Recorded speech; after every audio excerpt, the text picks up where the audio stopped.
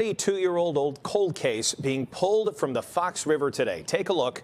The car that Karen Schepers was driving the night that she disappeared in April of 1983 was lifted out of the water. And this discovery gives investigators hope that they can find some answers that have eluded them all this time. A young woman named Karen Schepers had vanished without a trace in April of 1983. She was 23 years old, ambitious, kind-hearted, and full of the kind of optimism that defined early adulthood.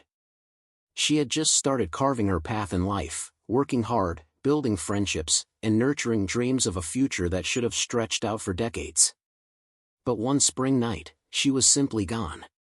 No goodbyes, no explanations, just silence.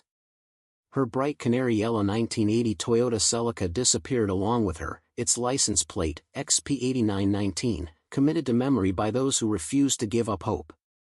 Then, in 2025, a volunteer dive team called Chaos Divers, working alongside Mike McFerrin, the Elgin Police Department, the Elgin Fire Department, and the Kane County Coroner's Office, decided to return to the places others had long since stopped searching. Their sonar equipment swept across the Fox River, tracing the contours of a forgotten current, until the outline of a car emerged from the depths. What they pulled from that river was not just metal and mud.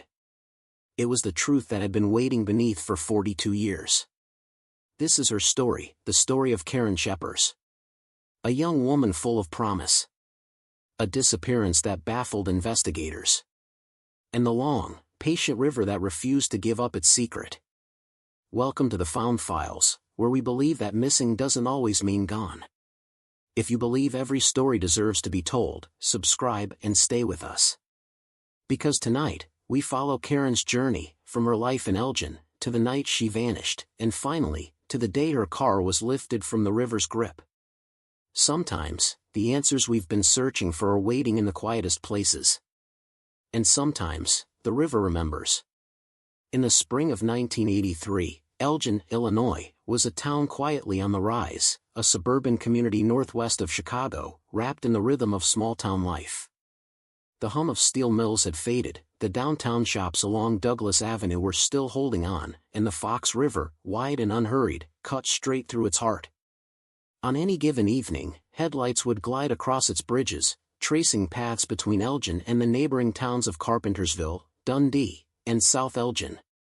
It was here that Karen Schepers built her young adult life. Born in the early 1960s, she grew up in nearby Sycamore, Illinois, where she graduated from Sycamore High School.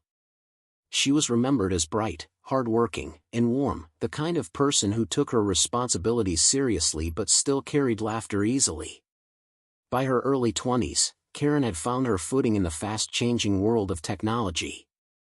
She worked as a computer programmer at First Chicago Bank Card in Elgin, an impressive role for a young woman in 1983, when computer programming was still largely a male-dominated field. Her colleagues described her as sharp and meticulous, someone who cared about her work, but also about people. Those who knew her say she had a radiant sense of purpose. She had her own apartment on Lavelle Street in Elgin, a modest place that spoke of independence. She had built a small circle of friends, and though she had been unofficially engaged, she had recently called off the relationship, a decision that showed her clarity, her courage to choose herself even in an age when women were often expected to settle. It had been just 2 weeks since she ended that engagement. Her friends said she was looking ahead, maybe still figuring out her next steps, but confident that she was doing what was right for her. Elgin in the early 80s had a familiar pulse, suburban neighborhoods stitched together by winding roads, strip malls, and bars that filled with laughter on weekend nights. The Carpentersville bar scene was one of those places where young professionals gathered, a mix of jukebox songs, neon beer signs, and cigarette smoke curling through dimly lit rooms. Karen fit in easily, polite, grounded, and not one for drama.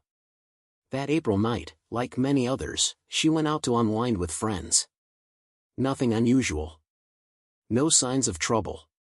She was seen leaving a bar, likely heading home, just a few miles away.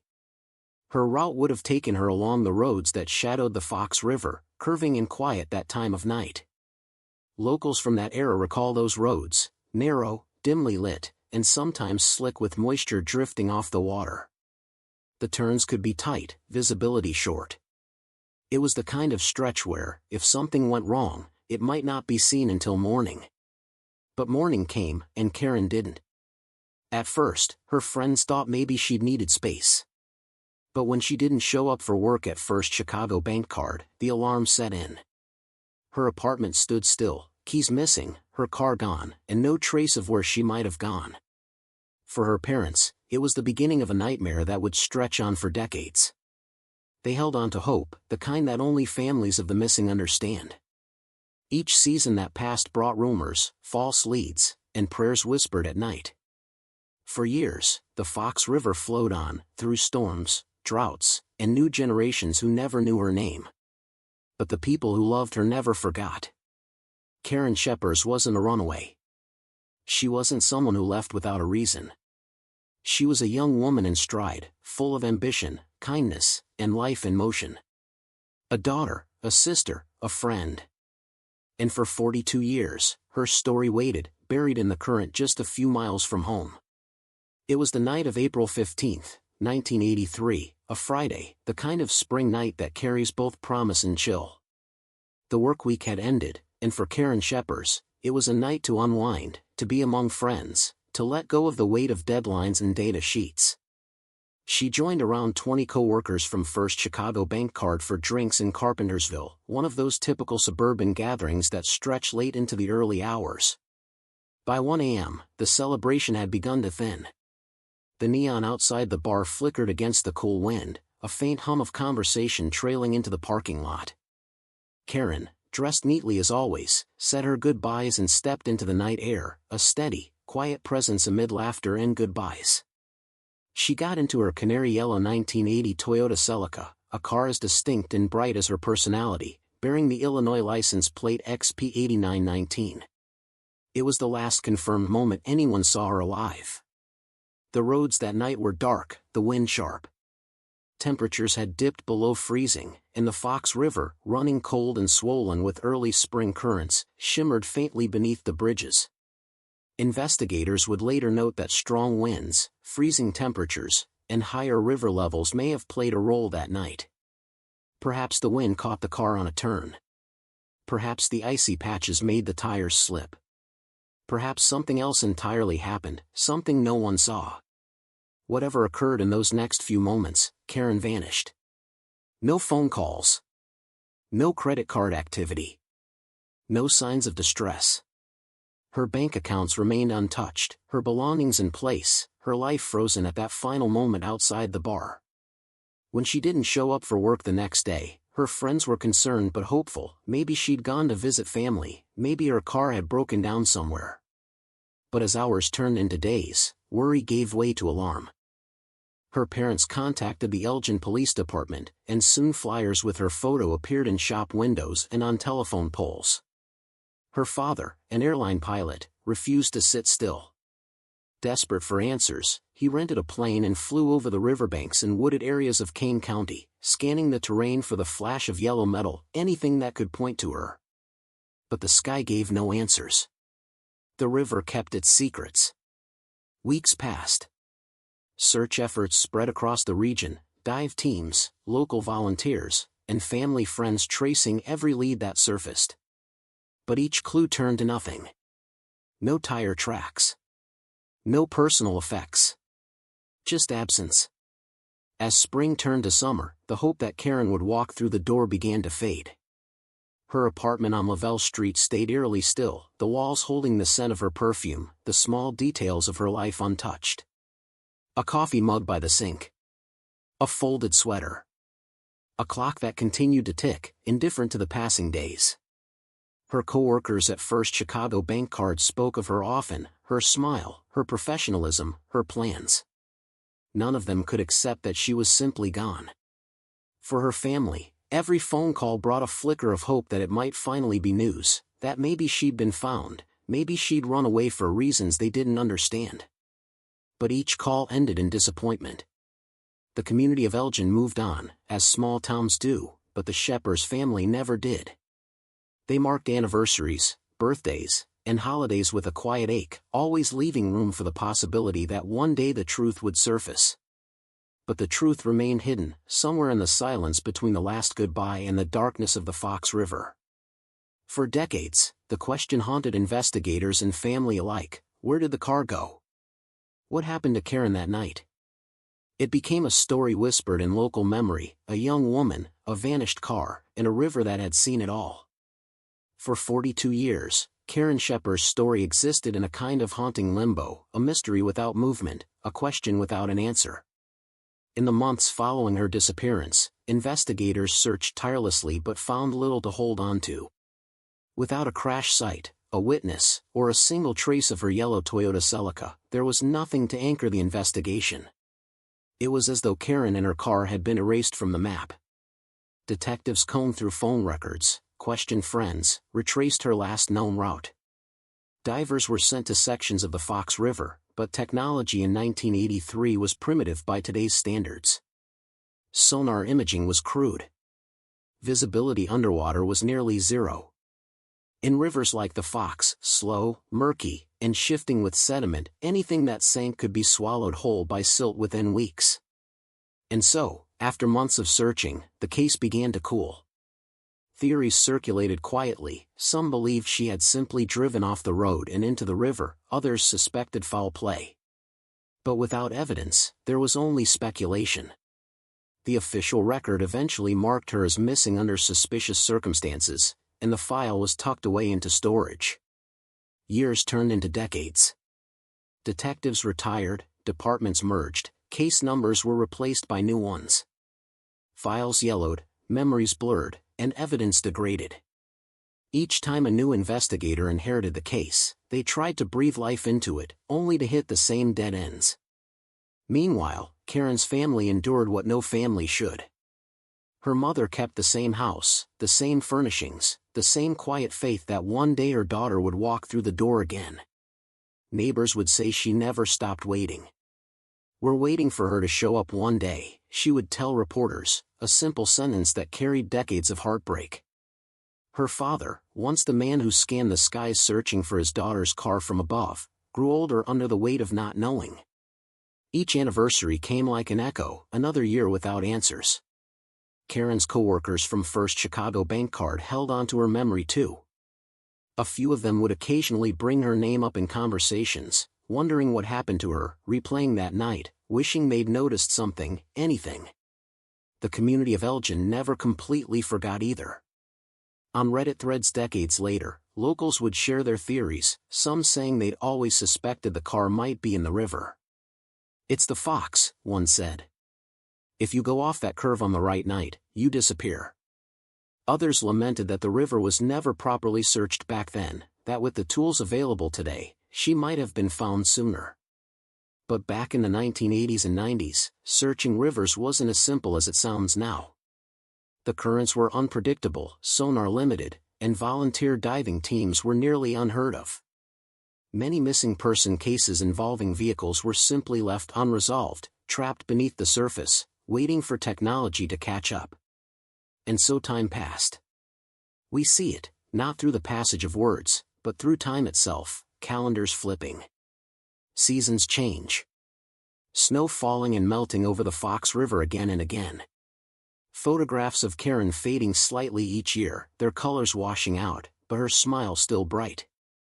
Her case file moved from one desk to another, each detective hoping to be the one to finally bring closure. But the river, silent, dark, and unyielding, kept its secret. Until the world changed. Until technology evolved.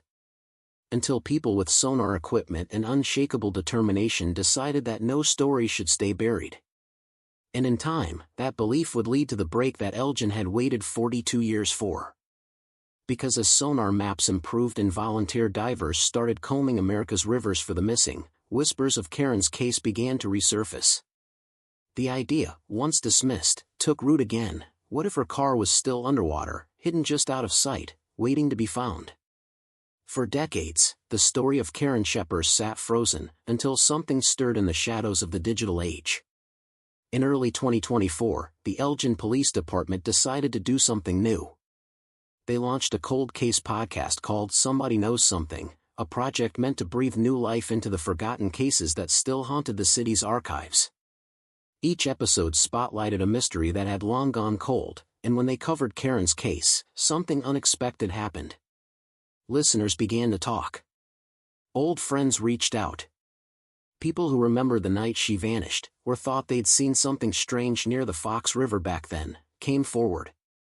The police chief would later say, "Our detectives received information from many people." For the first time in decades, the name Karen Schepers wasn't just a file number, it was a conversation. And that conversation began to shake loose the past. Because, quietly, the pieces had already begun to shift. In 2022, a local fisherman using sonar equipment to map the Fox River had spotted something unusual, a large, solid object lying just beneath the surface near the Slade Avenue boat launch. Curious, he called it in. A diver from the Elgin Fire Department was sent down to investigate. But visibility in the water was only a few inches. In that heavy silt and darkness, the diver thought the object was a submerged ATV, nothing more.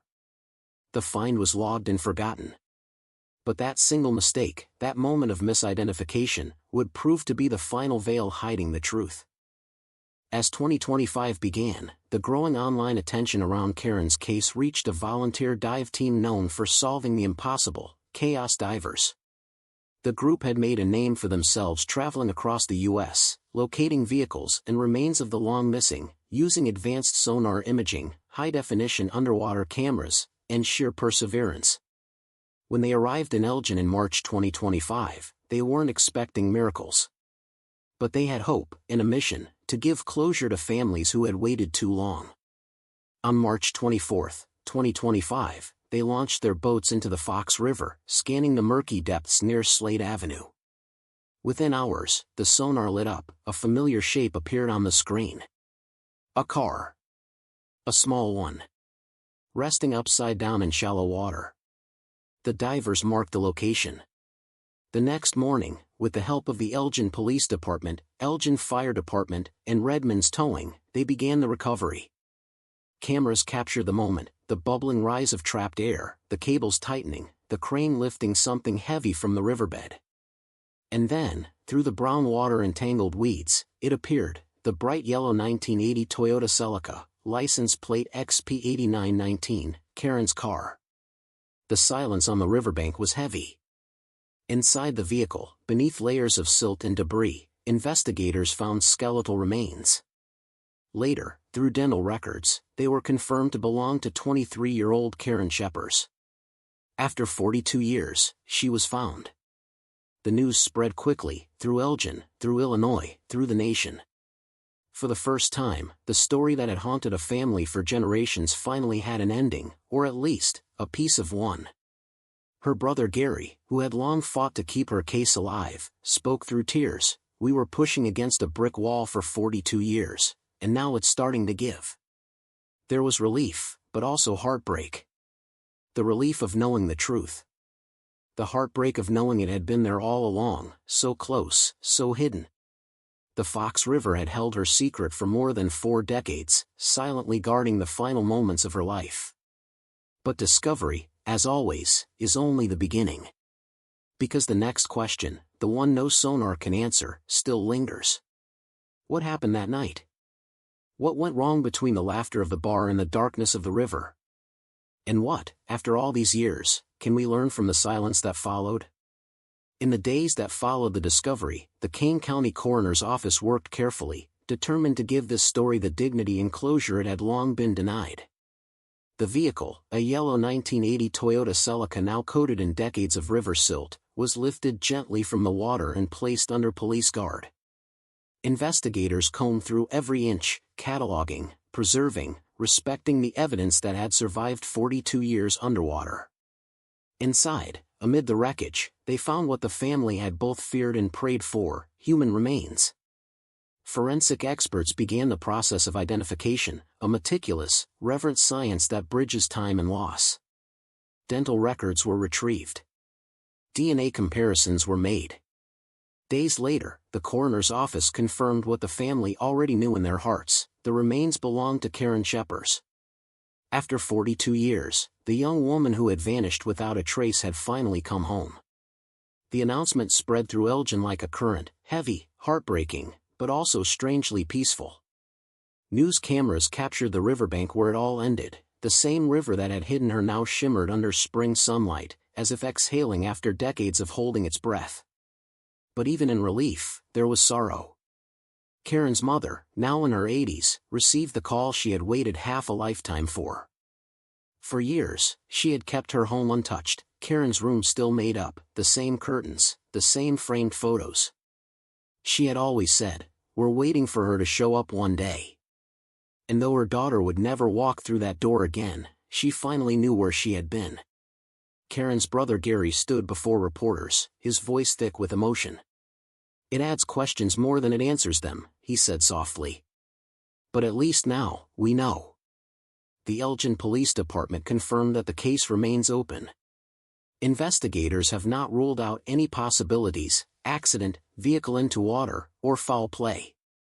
The evidence, though fragile after decades underwater, is being reviewed with modern forensic tools and digital reconstruction.